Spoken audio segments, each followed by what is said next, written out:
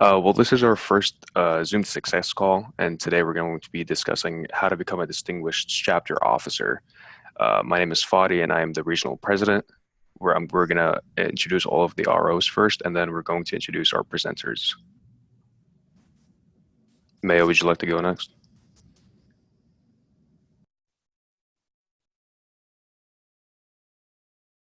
Introducing ourselves. Me, I'm Mayor District 2. Does that help?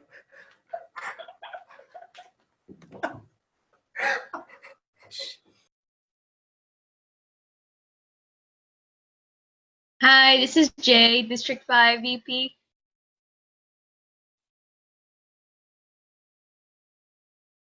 And I'm Georgia. I am the District 4 Vice President.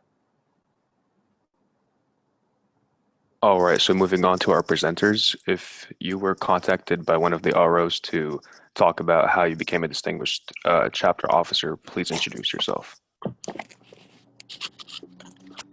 Hello, everyone. I'm James Loya. I'm an alumni from Alpha Omicron in Tyler Junior College. And I'm sorry, the other two that we were expecting, they're finding some difficulty joining the meeting. I'm going to try and resend the link to them.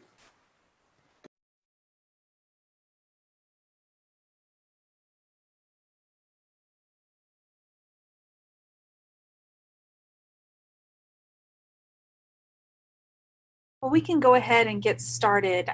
Let's go ahead and get started with the first question since we've got James and he can get us started with some of these and the others can just fall in. Okay, awesome. I want to say one thing real fast. If you have questions, you can type them into the chat and I will be monitoring that and we'll get those asked after we exhaust the questions that the ROs have already designed. All right, James, well, our first question is, how many hours per week did you dedicate to your chapter as an officer? So as an officer, I was elected as the president. So as the president, you are the overseer, the one that sees everything. So I would say I would probably put in 40 hours a week. What work did you do that you believe was most recognizable and appreciated by your chapter? I feel that as the overseer, I told my team what goals do we want to set to what we want to succeed as the team for that year with Phi Theta Kappa. And a lot of people said they wanted to do 5-star competitive edge. So what I did, I made them a deadline and I told them before we go to leadership, I need every single one of you to do your competitive edge. So what we did was when we were going to headquarters to learn about how to do college project and honors in action, we all were in the bus working as a team to get our competitive edge done. All right. How involved were you in your chapter? Do you guys have committees for honors in action and college projects and stuff? So no, we didn't have committees because our students were very involved with their studies and stuff. So what we would do is we had our honors in action officer and our college project officer, and we would just ask for volunteers. We really didn't have a committee because the officers would be the ones to put the stuff together, and then we would just get volunteers to come and help us with the events. Gotcha. So how involved were you in your honors in action and college projects? I think I was pretty involved as well. As I said earlier, as the overseer, I felt like it was my need to be there to assist every officer with every help that they needed. And so I was just there to help them. I was like their right-hand person for their events. And did you hold any other leadership positions in other organizations? Yes, I did. I was also ambassador of organization for a student government association. I was what's it called? An orientation leader, and I was an RA for the first semester of when I became president for Phi Theta Kappa. What was your relationship like with your fellow officers? In case of tensions among your team, how did you approach the situation? So what we did was when we would see that there was like a clique going on, we would let them, like if tension started to happen, I would let them figure it out on their own, and we would do what it's called I think it's a 24-hour rule. And then after that, we would all come together, and if it was a very a big issue, thank God we didn't go to the extreme, we would get the advisor involved. But first, I would let them resolve it, and if they couldn't resolve it, they would come to me. If I wasn't able to help them, then we would take it to our advisor. I'm going to pause you for a second, Fadi. I think we have Pascal on here now as well. Is that correct?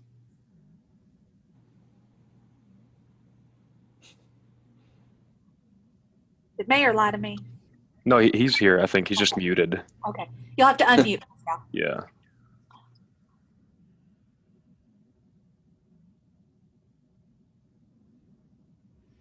Pascal, there's a mute button to the left bottom corner. There you go. Hi, guys. Awesome.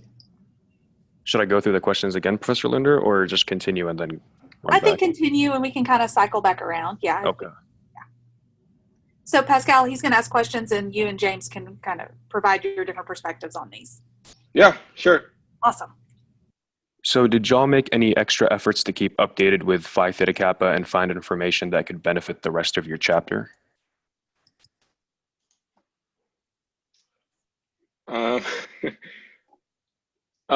What do you mean? Do we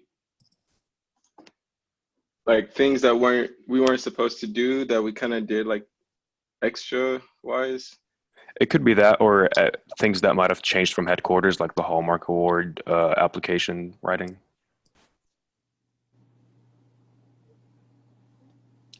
I don't know if this is answering the question, but we did a lot of workshops and stuff for our members.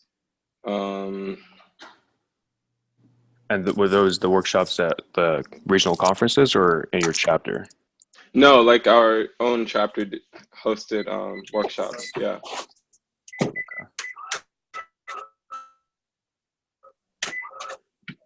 What about you, James? So are you talking more about recruitment and stuff like that? I think it's just general information that you provided for your chapter, so it could be recruiting as well. Okay, so when we went to headquarters, we did get a lot of recruitment stuff from the marketing team and other good information. So what we did every meeting that we would have, we would pass out our schedule for the semester. We would pass out how to be in Phi Theta Kappa, and also we posted in every single hallway in our buildings and everywhere what was Phi Theta Kappa, so people couldn't miss it. Okay. Since chapters can only nominate 2 officers as distinguished officers, how did your chapter make its selection? What criteria or process did they use? I can start with this one.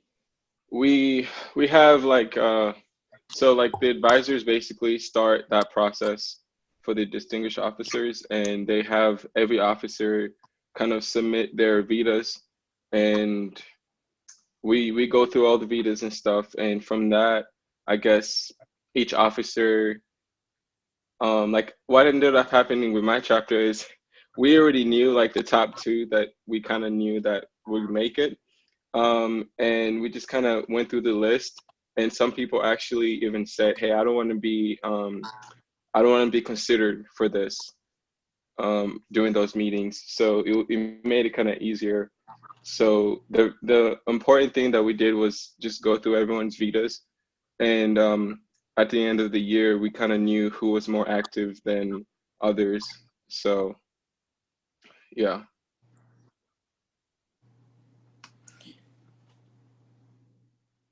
Alrighty.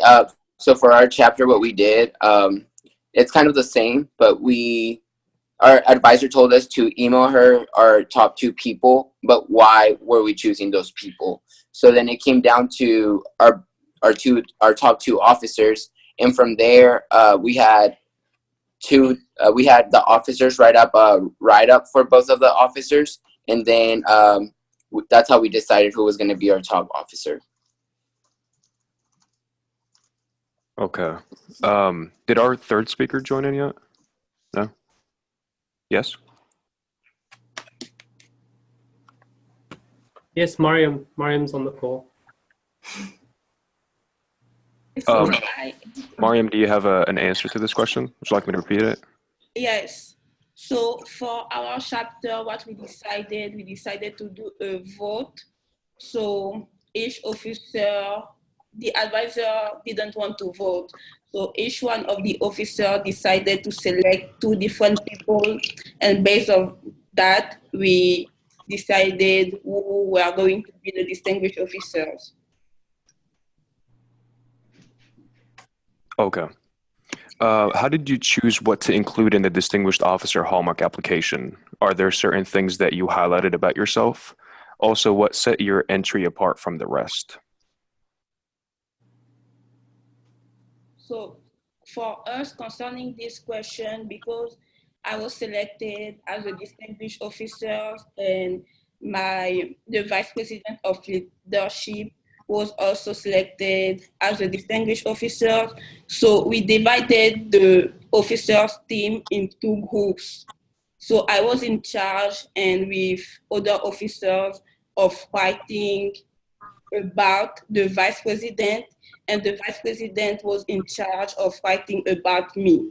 So since he was in charge of honors in action, we decided to highlight how she led honors in action, how she contributed to the group as a team member and also as an individual.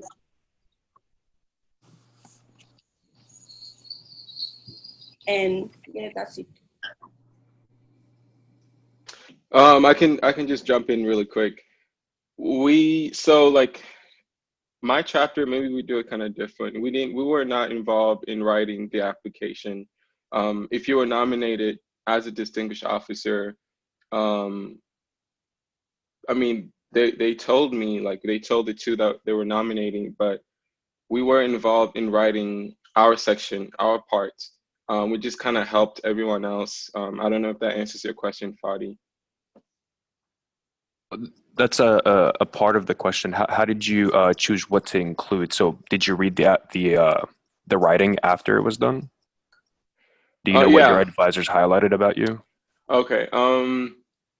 Yeah, it was mostly so like for my chapter, they kind of looked at what we did that weren't part of our position. So last year, my position, Vice President of Scholarship, covered honors in action. So they highlighted what I did with that, but they also kind of focused on how I helped other officers with their positions too. So like with college, how I helped with college project, even though I didn't really have to, and just like the different committees. Awesome, thank you. And James? Alrighty, for ours, we did the same. So when we found out who we were, we make sure we were not there in the room, so we could decide the other officers to write the write-ups about ourselves and not us be there to try to help them to make it fair. And also, our advisor highly recommended us to go through the rubric of the Hallmark Awards and make sure our response would match up with the most points. Like, did this officer do this, and what category would we put him based on what he did? And also with all the other involvement that I did in school, which was community service and other outreach and stuff. So I feel like that's one of the reasons why I stood out a little bit more than the other officers, was because I was more involved in the school and doing more community service and leadership positions and things like that. What advice would you give another officer in the same position that you were to help them be better? We can start with Miriam. I mean, I don't know. I was like the president last year of like my chapter, and I did a lot of work. But the one thing that really helped me was that I was always talking to the advisors. I was always getting their point of view, so to know that I'm actually on the right track. And also, communication is the key. If you are not communicating with your team, if you are not communicating with your chapter advisor, it's not a good thing. By communicating with them, you can learn and also let them know what needs to be done in the chapter. All right. Pascal? Man, there's a lot. This is not my favorite question because there's so much I'd like to tell someone in my position. But I guess the top thing I would say is if you have like a committee, if you're starting a committee, delegate a lot of things. One thing that I learned last year is, I didn't have to do everything on my own. So as an officer, definitely try to get people to help you. So like when you're forming a committee, give people things to do, different tasks, so that like to kind of help you with it, and personalize their experience, just kind of meaning like give them a reason to stay in your committee, give them a reason to help you with whatever you're asking help for, whether it's HIA or college project research.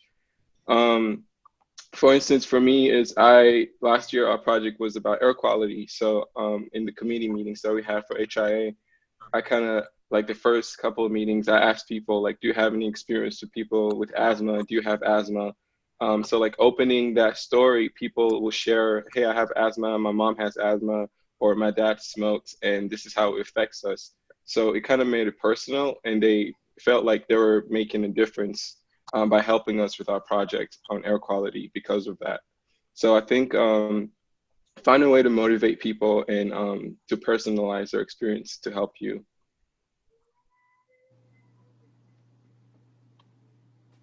And James? Alrighty, for me, I would say just make sure, like Miriam said, make sure you have communication with your team. Also, like if you have a group chat or something, that would be very useful. Like I would always tell my officers, I want to be on the same page as you. If we're not on the same page, we're not gonna be as organized as we want to be, or as sharp or uniform as a team that we are. So just make sure you keep that communication with each other. If you want to say something, don't hesitate to put it on the table, so that way y'all can go ahead and delegate it and not have to have issues in the future. And also your advisor is there to help you. Just remember that if you need any help, your advisor is there as an asset to help you with any problems or issues that you have in your chapter. Awesome. These are great tips. Thank you, guys. I'm just going to roll back to the first few questions that we had before Pascal and Miriam joined us. How many hours per week did you dedicate to your chapter? Wow. Okay. Just looking for an estimate, not really. Okay, because so basically with my chapter is we were warned at the beginning that we're very involved with a lot of things. So it was kind of like a part-time job is what they told us. So like 10, 15 hours a week, probably. And it got pretty intense during hallmark writing. So, we had to spend maybe more hours for writing that. So I'd say maybe about 10 hours a week. Like Pascal said, Sorry to wait. Did someone speak? Oh, I am just joined us as well, so we have another one. Hi. I'd like to repeat the question, buddy. Yes, Miriam, go ahead and answer it. But the question was, how many hours per week did you dedicate to your chapter? So, like Pascal said, it was really like a part-time job. Besides going to classes, we have to take care of HIA, college project, the induction, and some things going on. So I will say around 16, 17 hours for me.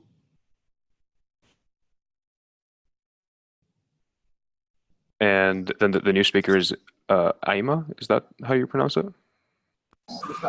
Yeah, that's how I say it. Awesome.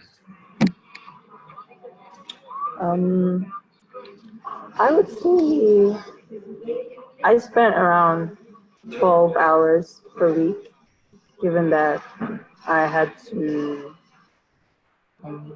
deal with a lot of HIA stuff. But then at the same time, I didn't have that much work to do because I wasn't the one in charge, but about 12 hours a week. Okay. Describe your efforts in leading the Honors in Action and college projects. How did you motivate your team and maintain good progress? Pascal, I know you were the VP of Scholarship, so that was a huge part of your position. Do you have anything to add to that? Yeah, sorry, I kind of shared it at the last question. It was mostly just motivating the committee about like just kind of personalizing the experience for them so that they have a reason to keep coming back. I guess in regards to college project, we made it kind of a campus-wide event. Like everyone knew that we were doing our college project that year, last year, and we kind of just try to involve everyone. And I didn't really have a leadership role in CP, but other than just kind of helping them in any way that I could. Awesome. Miriam? I mean, I was like the leading college project. So what we did last year, we organized a family learning night on campus. So we had to involve a lot of resources. And so what we did, we divided the officer team in different committees. Each committee will reach different departments on campus. And also like going to the college project and HIA was actually a lot for us because sometimes we think that we are making a progress, but actually we don't sometimes. And then you are going back to the point that you don't really know what to do. So we try to keep it like, how to say that, simple, because what we did actually, we motivate each other, even though at one point we are going forward, then we are going back to the essential point, then we are not moving at all. Like, it's okay. You are not the perfect person. You are not like, you are trying to do the best you can, but at the same time, sometimes you need to take a step back and actually see. So we try to motivate every one of us, involving different people, involving the chapter advisors, because if we didn't understand something, the advisors were always coming back to us like, that's okay, you are going to do that, you are going to end up well. So keeping those thoughts in mind is really important for us, because if no one was motivating us, I don't know where we will be at the end of the year. So motivating everyone was really important. Yeah, the support of the advisors is definitely important. Thank you for that. Aima? Yeah.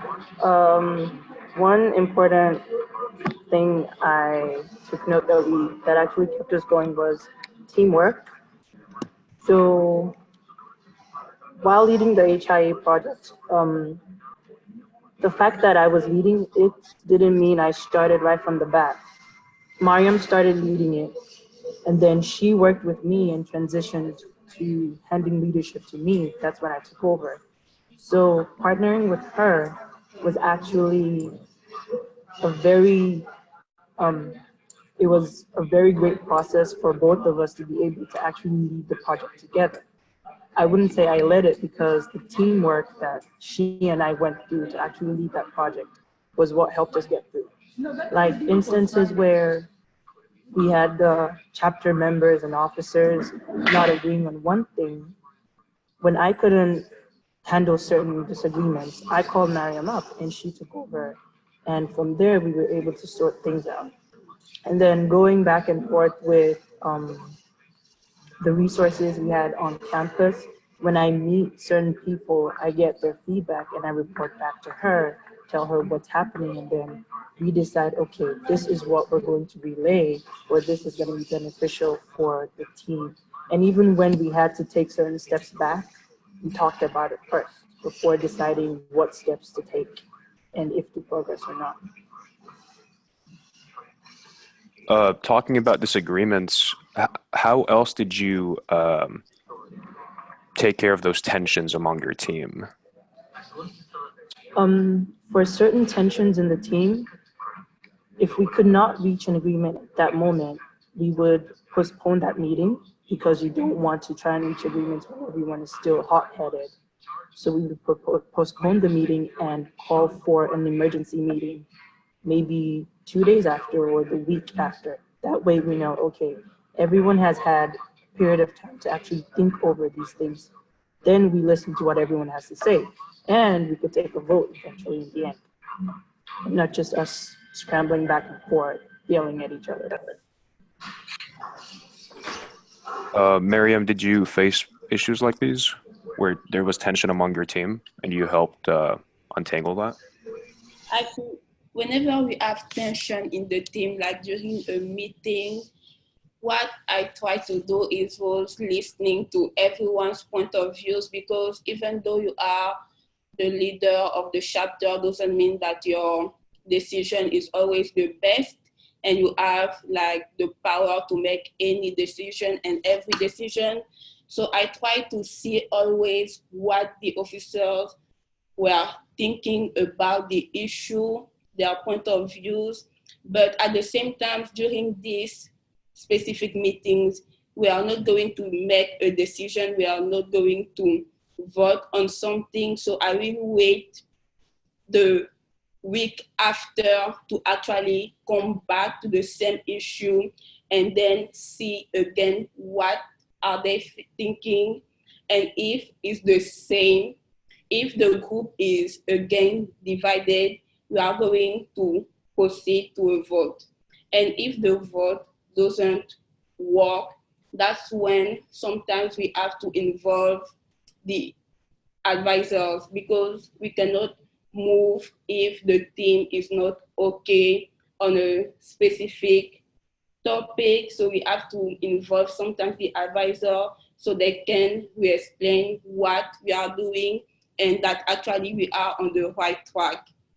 Let's say, for example, last year we were working on PTSD, we are working on mental health, and mental health was really a huge topic in our chapter because some of chapter members had different approach of mental health and some didn't want at all to work on this project. And as a team of officers, you need to understand that if someone is not okay with that topic, you actually need to step back and see how, as a team, we can reapproach the subject or the team you choose.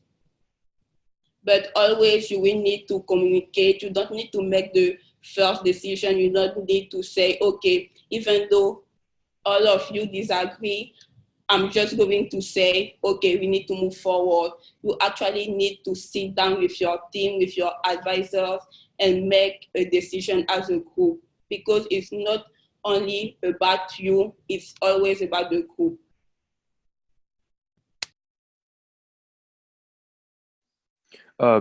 Did y'all happen to hold other leadership positions in other organizations?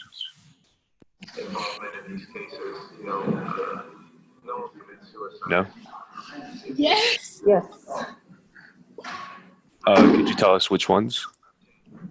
So for me, I was the vice president of International Student Organization. I was a campus ambassador, and I believe that's it. Yes. I can answer. I did do other organizations, but PTK was like the top of my list.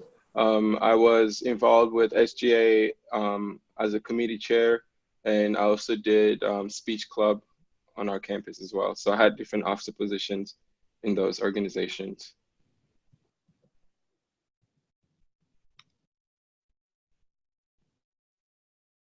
And Aima? I was the vice president of the student government, as well as the vice president of Nu Alpha Theta, the Math Honor Society. Yeah, that's it. So how many hours per week would you say you would spend on all of these organizations in total, including PTK?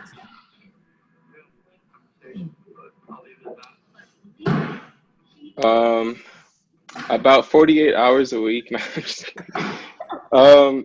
Man, I didn't keep track, but I would say maybe up to 20, just because of how involved I was with those 3 organizations. For me, like I feel like the more things I have on my plate, the less like energy I can put into each one of them. So I feel like having just 3 organizations that I could focus on, I could give them all like equal time. So I would say about 20 hours a week or so, and just time management, just keeping like a to-do list every day, helped me out with that.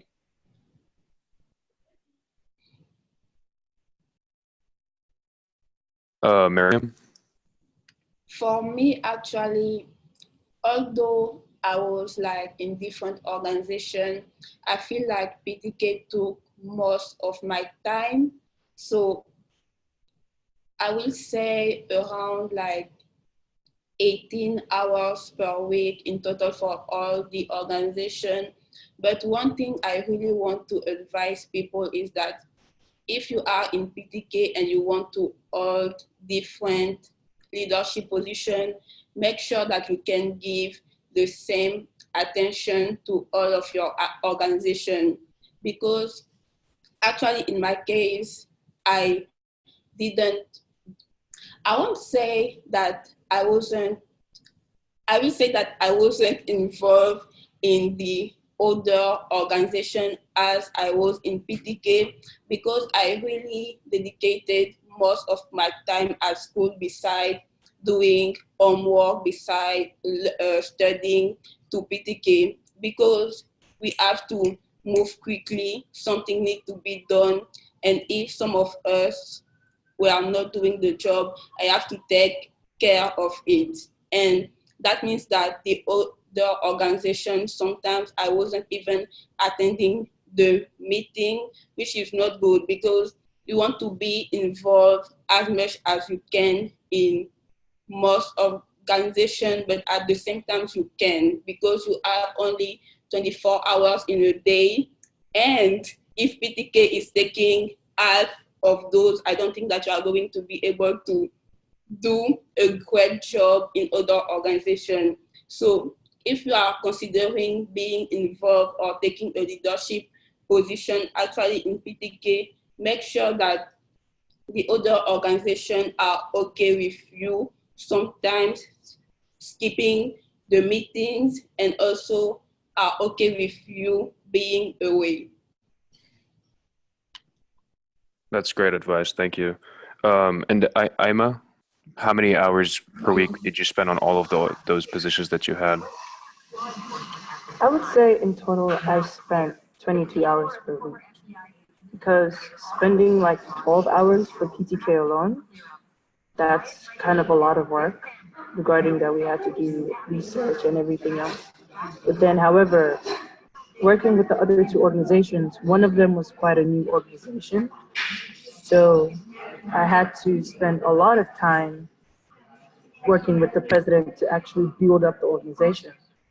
So any time that I wasn't really spending with PTK, I would devote most of the other time to building up that organization, because it was fairly new.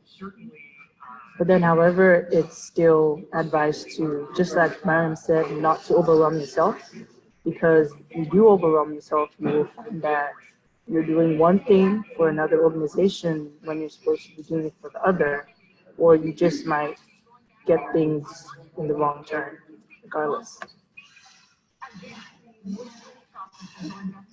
All right, thank you. Those are all the questions that we've had. At this point, we would like to open this up for a Q&A. So you could unmute your mic and ask a question, or if you'd rather just type it, that would be fine as well.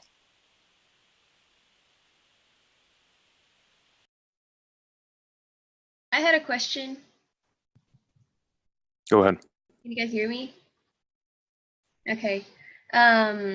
So my question is, before getting the Distinguished Officer Award, were you aware that there was such an award? And if you were, how were you encouraged to be a distinguished officer in your chapter?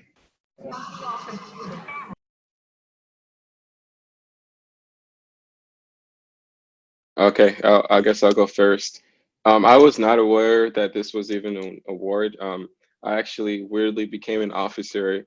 It was my first year in college. So I didn't know anything about Phi Theta Kappa as much as my other officers. So I actually did not know about that position, which was good in a way because I wasn't trying to work towards getting an award. I kind of just did it because I like doing it. So, after, I mean, I found out towards the end of the year anyway, so there's not much I could have done at that point. So, but yeah, I didn't know that it was like an award that we could get.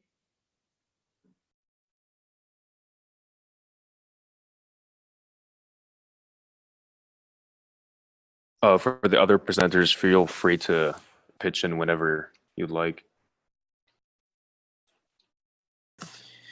All right. So I found out about this award at leadership of last year, and what we decided to do is I just started keeping an eye on like the officer that I would see that would go the extra mile for our chapter and things like that. Our advisor was like, well, it's not only officers, it's also presidents and whoever was like that has a leadership role. So what we did was the top two, and that's how we decided. But we found out at leadership that this would be an award.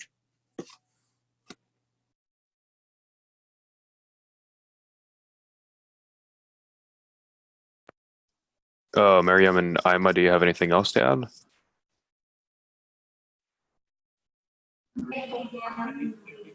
I found out whenever I was involved with the previous officer team, actually at international, so I was already aware that the distinguished officers was available for two officers, but at the same time, whenever I was like doing my work in the chapter, it wasn't about like, at first, whenever you want to join PTK, it's about recognition, it's about scholarship and going to a great school at the end of the year. But the more you work in PTK, the more you know that it's not all about you. It's about what you are doing for other people. Because if you are only working to get recognized, people are going to see it. But if you are working to make an impact, they are also going to make this difference. So at the end of the year, like, because for me, I like to keep everything open and everything fair. We just decided, okay, we are going to vote. And if you think that this person deserves to be a distinguished officer, go ahead and write their name down. If you don't believe that, that's okay.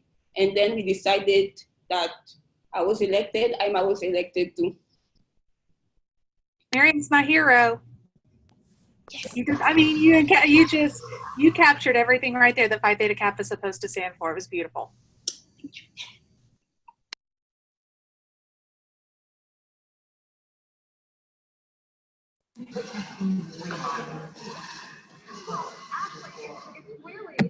She said it all, so really there's really nothing I could add to that. Just do what you're doing. Don't look out for if someone else is watching you, but do it to your best because you want to influence the lives of those around you.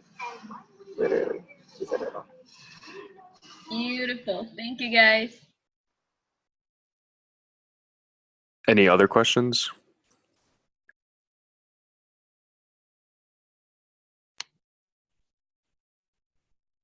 Fadi, I do have a question. Are we allowed to ask the ROs questions? Well, none of us were distinguished chapter officers for the past year. So if it's not in relation to that, then no. But what was your question? It's it's about how you manage your time, because I know you guys are very busy people. So if you're involved in any other leadership positions on your campus, how do you manage your time? Well, personally, I'm only a part of Phi Theta Kappa, but I'm super involved in my chapter as well as obviously the region. The way that I manage my time is I just keep everything organized. So on my calendar, I have all of my tasks, and I try to keep up with everything and try to finish it before the due date. That way, I give myself some time if I was late. I don't have any other positions in other organizations. I'm mostly involved in Phi Theta Kappa, and I also don't have a job. So this is like my full-time job. But that's how I make it work for me. Maya, do you have anything to add? I'm kind of like the opposite of Fadi. I'm in a lot of stuff here at school. What am I in? I'm in PTK. I'm a ISO officer. I'm now campus ambassador. I'm in SLA. Community outreach. There's a club. So there's like 5 clubs. Plus I work. I'm a student worker at the student activities office that's on campus, and full-time student. So I kind of bitten off more than I can actually chew, but for some reason it kind of works out for me. I always manage to find balance, mostly through prioritizing, trying to figure out what comes first, what needs the most immediate attention. And usually most of my organizations, working at student activities, I'm able to help schedule the club meetings in such a way that they don't conflict. So it kind of works to my advantage. Yeah, basically it's just, right now I'm just lucky. It's not that overwhelming and I'm able to cope, but I'm slowly feeling like it's too much. So I'm not planning on joining anything else. My number one tip actually that I missed is coffee. That's what keeps me going. Yeah, that too. Jay, do you have anything to add? Well, I'm in the same boat as Mayor. I'm involved with so many things in college. I'm with student government, student life. I'm the honors program ambassador, vice president for the wellness chapter at ACC, and so many other things. But as Fadi said, I just try to get everything organized, and I try to get things done ahead of time, way ahead of time. Like, oh, our deadline is like 2 months from now. I have a free time over here. Why not get that done so I don't have that in the future? Another tip is just about emails. If you have emails and you receive something today, don't read it if you're not going to answer it. So leave it there. I have a specific time when I open emails and answer emails at the time I'm reading them. So that's one tip for getting organized and getting things done, and not forgetting to answer your emails. That's a great tip for the emails. Sometimes I open them and then the week after I'm like, oh, I forgot to reply to that. Georgia, do you have anything to add? I am in a lot of clubs too. I think also prioritizing, and then if you can make it so that the meetings don't conflict with each other. So if you hold a leadership position, try to work with that. That 20 minutes you have in between class can be very helpful if you add it up. So if it's replying to an email or drafting something, then make sure you use every single minute of it. Pascal, you seem to be busy as well. How do you keep your time managed and getting things done?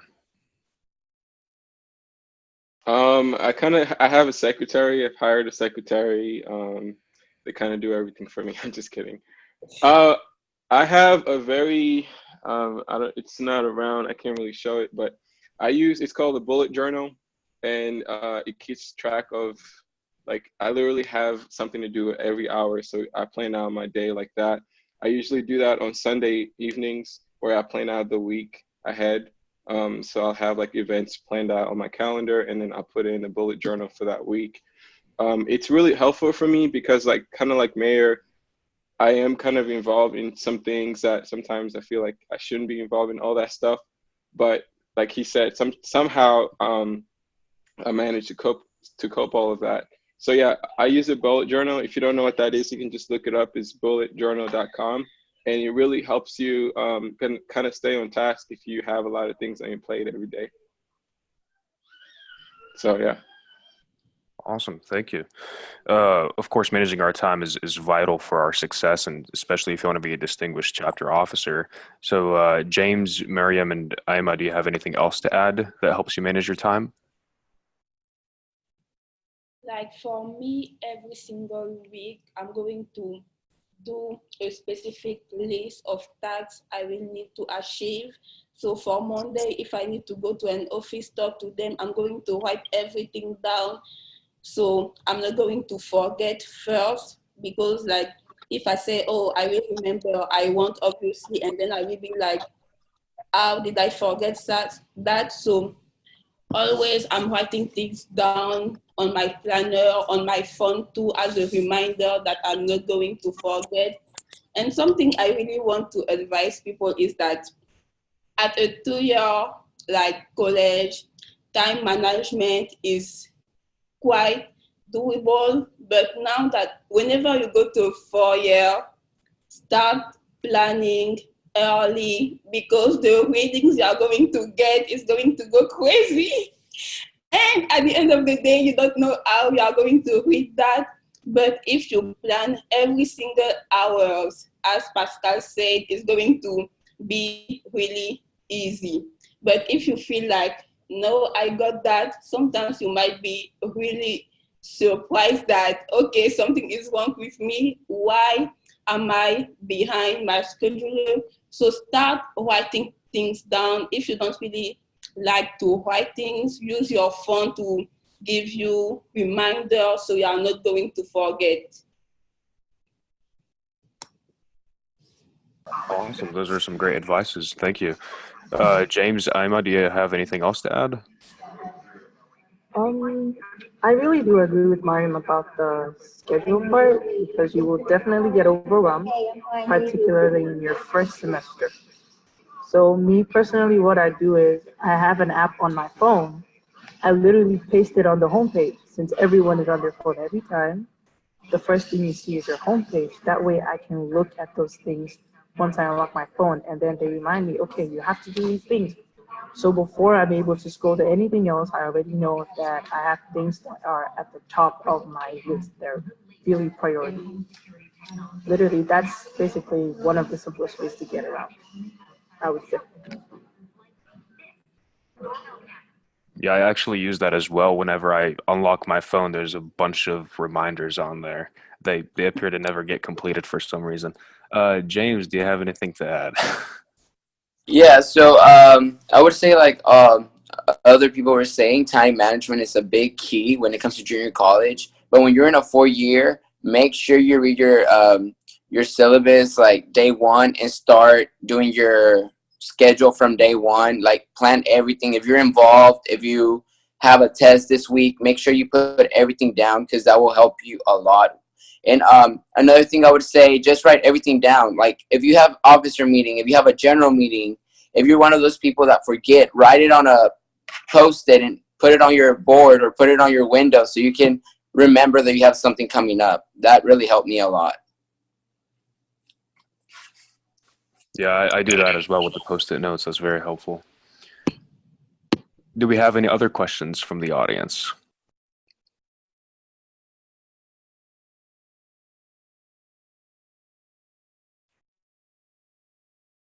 So maybe let's talk more about the writing process. What does your chapter do to make sure that Hallmark application is polished and ready to go? Do you guys give it to like English professors to edit, or do you go to your writing center? What do you think was very important so that your application was the one that won? So I'm going to go and respond to that. So what we did first with like the honors award, we divided each question among different officers. So each one of the officers was in charge of writing like about a question, and they were also in charge of going to the writing center and showing that around to people to have a different like viewpoints. Then we set a deadline, and the deadline needs to be always before the honors awards are going to be due. So we were meeting actually over the winter break until January to work and look at the grammar, how we can like formulate those sentences. And also like for me, whenever I was in charge of my question, for example, I will go to the writing center. I was really close to one of my English teacher. So she was reading also what I wrote. Even my sister was involved in PTK, even though she didn't have anything to do with that, so I was always trying to show like what I heard, and also other people like writing to different people. And after that, we are meeting with the advisors always, and we are going over what we did as a team. If they didn't understand a word, or if they didn't understand a sentence, we'll make sure that we change it, because if one person doesn't understand something, that means that other people might not get it.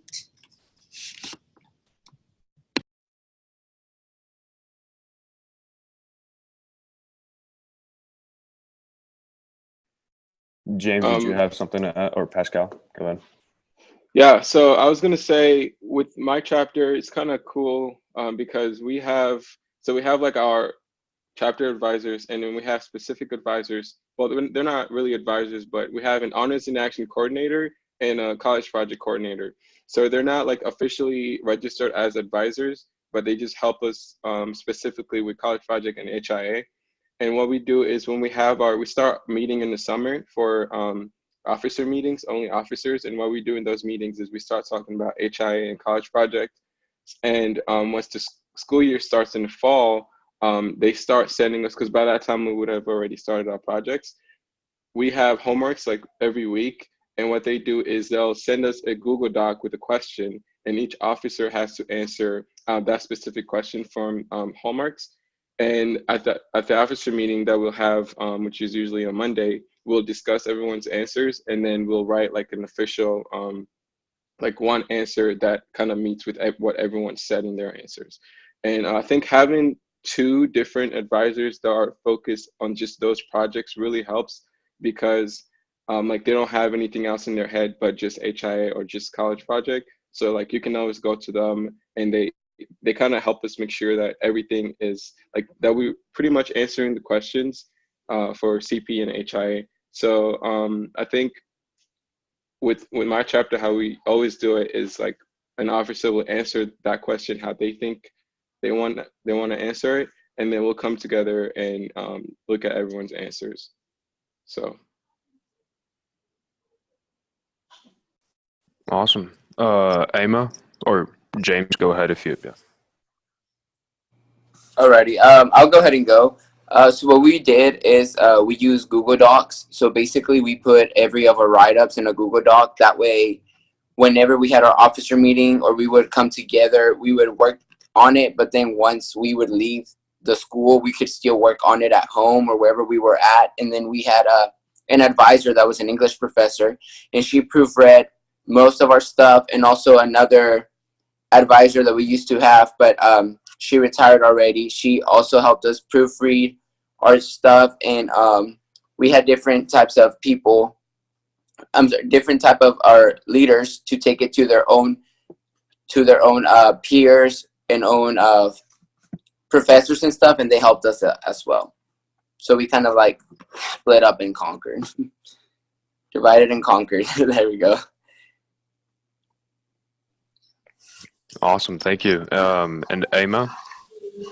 Just like Mariam said, we had each of the questions split amongst each of the officers. So let's say one question from college project to a specific officer, and then that same officer has one question from honors and action. So individually, we're supposed to dedicate our times to figure out the answers to those questions. So what we did is we go back to the recordings that I kept from the beginning. So we look through each recording, and then if we find answers to specific questions, regardless of who has the question, we put it down. So that way, each person already has an idea of what their answer is supposed to be linked to. So we spend the week putting down the answers. Just like Mariam said, we also meet with the advisors, and we had them look over our answers, change for it, help us like figure out what certain sentences meant, because like she said, if one person doesn't understand, then another person might not. So if we did come across a sentence that was either too complex or just had bigger language, they would help us to find a way to, reconstruct it in a way that using the simplest terms, you could still pass on the message.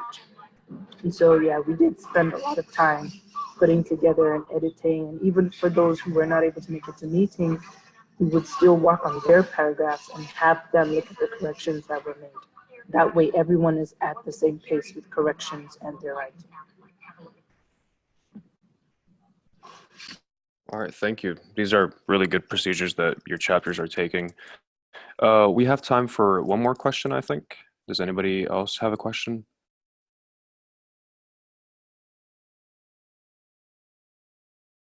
No? So all I of have you. one. Oh, go ahead. I wasn't going to ask if there was a student who had a question.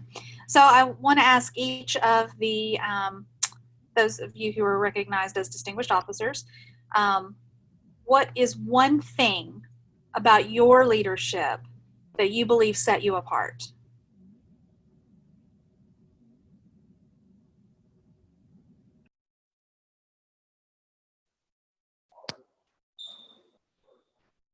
James, I'm going to pick on you. Oh, that's a hard one. One thing that I feel like set me apart was not being shy and just being out there, outgoing, even speaking to random people when they didn't know what Phi Theta Kappa was all about at the involvement fair, trying to encourage them to want to join and just be very outgoing, always have energy. I might have 3 hours of sleep with no coffee, and I probably have more energy than half of the officers. So just keep that energy going in the group so there's less tension and more happiness.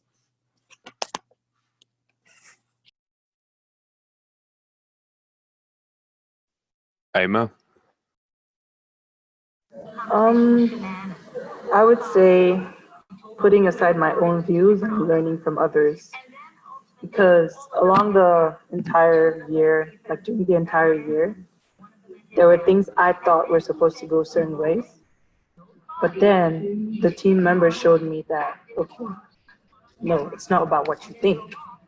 But if we come together and you actually want to work together for something to go in the right direction, you have to learn from others. And I was able to grow with that. And, you know, even in times where I was supposed to take charge of certain things, I would pay attention to what other people are saying rather than just try to overshadow them and give my own contribution. I would want to hear what they want as well as conjoining it as well.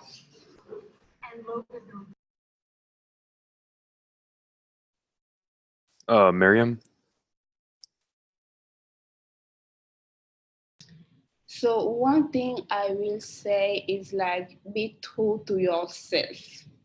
Because for me, I know at the beginning, people might see me as a really shy person. Some people might see me as really outgoing, but at the same time, it's not always what other people think about you. It's also about what you think about yourself. Because in a group as PTK, you want to make sure that you are at the same level as other students, that you are as valuable as others. But actually, one thing I learned that really keep me going is that whenever I look at myself like in the mirror, am I seeing the person I want to be at the future, or am I just seeing a random person who is trying to adapt to everyone's point of view without even giving our own opinion? So don't forget to be true to yourself. Always like make sure that you end up following your goals, not only other people's goals, and also work with other people, because even though I'm saying be true to yourself, you also need to learn from other people. You also need to see what they think. But because someone is thinking differently than you doesn't mean that the person is right. You can still have your point of view, your belief, and keep going. So always remember who you are, where you come from, and where you want to be. Because at the end of the day, whenever I was in PTK, at some point I will say, I was going to give up because it was actually a lot of charge, a lot of pressure, a lot of people looking at you, and sometimes you even think that you are not either doing enough or you are not even doing your job. But whenever people at the end of your year say, thank you, you are actually the person I look up to be in the future. You don't even know how you became that person, but by staying the same at one point, by believing in you, and by knowing also your strength and your weaknesses can help you in PTK. And that's it. Awesome, thank you. And Pascal, we'll end with you.